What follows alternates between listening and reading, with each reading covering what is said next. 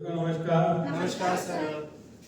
कहानी की हेडलाइन है पीछे देखो प्रभु को धन्यवाद दो, सामने देखो प्रभु का शुक्राना करो, क्योंकि जिस क्षण आप खड़े हैं वो प्रभु की मर्जी से खड़े हैं। ध्यान से सुनिएगा, अच्छा मोटिवेशन है।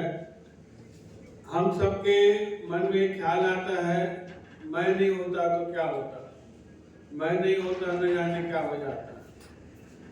ये बात हनुमान जी के मन में भी आई।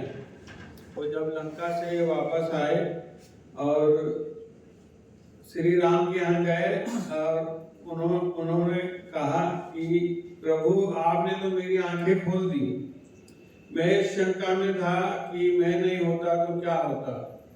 जब मैं लंका जा रहा था, लंका पहुंचा, माता सीता के यहाँ जा रहा था, पहुंचा जैसे ही तो मैं थोड़ा परेशान हो गया किस तरफ जाऊं।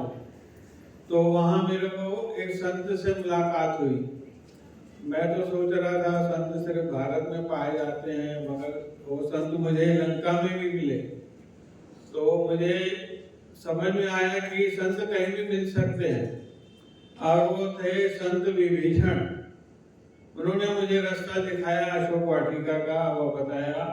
और वहां मैं जब पहुंचा और पेड़ में जाके बैठ गया, ये सोच रहा था कि सीता माता से मैं कैसे भेंट करूं, कैसे उन्हें मैं बताऊंगा, कैसे विश्वास दिलाऊंगा।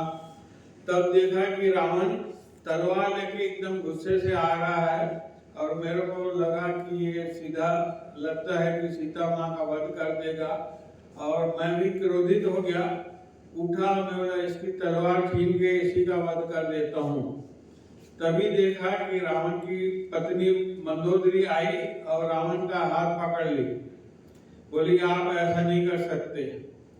तब मैं संकोच पड़ गया कि ये जो रावण की पत्नी है वो, बल्कि उनके लिए तो रास्ता साफ हो रहा था अगर सीता माँ का वध हो जाता, मगर उन्होंने ये नहीं सोच के मैं अकेली रानी रहूंगी करके उन्होंने सीता माँ की रक्षा की।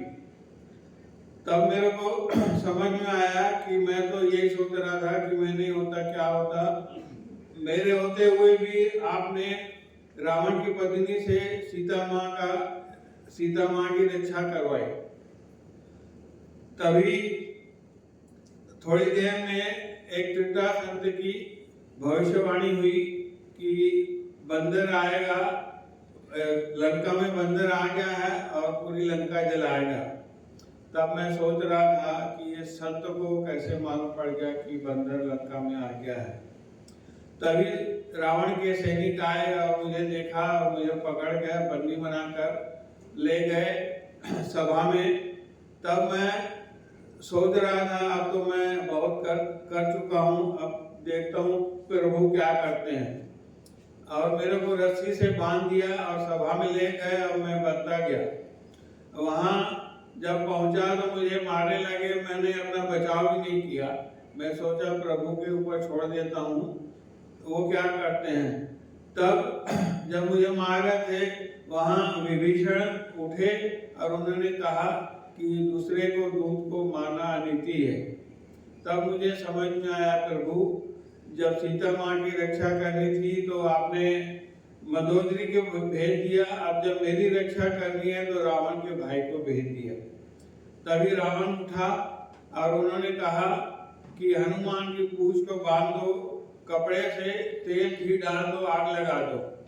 तभी वो मुझे संत की वाणी याद आई कि संत ने कहा था एक बंदर आएगा लंका जलाएगा। प्रभु आपको जो करवाना होता है आप तो करवा देते हो, आप तो रावण से भी काम करवा दिए। छोटी सी कहानी है, रामायण से ली गई है, जिसका प्रसंग है कि हम लोग सोचते हैं मैं नहीं होता तो क्या होता, मैं नहीं होता न जाने क्या होता। ये जो दिमाग में शंका है उसको हटा दीजिए।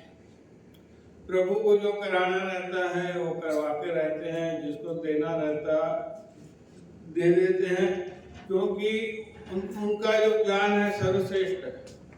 उनके प्लान पर भरोसा बनाए रखिए। धन्यवाद।